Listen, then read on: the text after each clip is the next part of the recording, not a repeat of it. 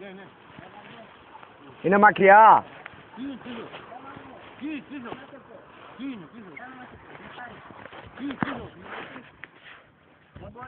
Τι, Ανάπηρος είναι. τι έπαθες.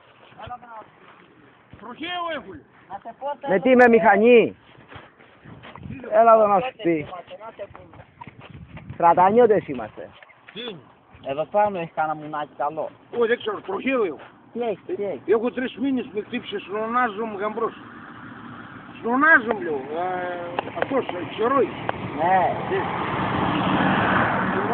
Φεβρουάριο, 17 Φεβρουαρίου με χτύψε. Δεν χτύπησε.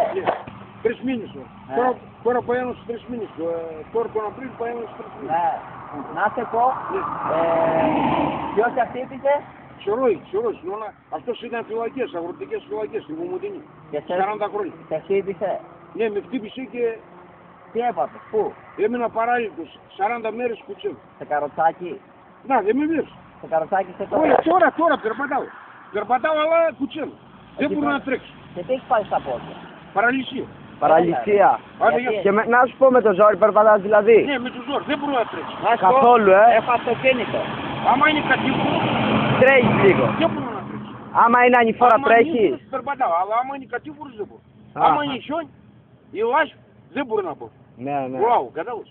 Πόσο χρόνο είσαι. 110. Σοβαρά τώρα, εντάξει. Άντε, γεια σου. Έλα εδώ μου ρε. Θέλω εδώ να πούμε δύο κουβέντες. Να μην σε πάω πέρα με το αυτοκίνητο. Από το πεζοδρόμιο. Μια χαρά το πας στο ποδοσφαιράκι όμως.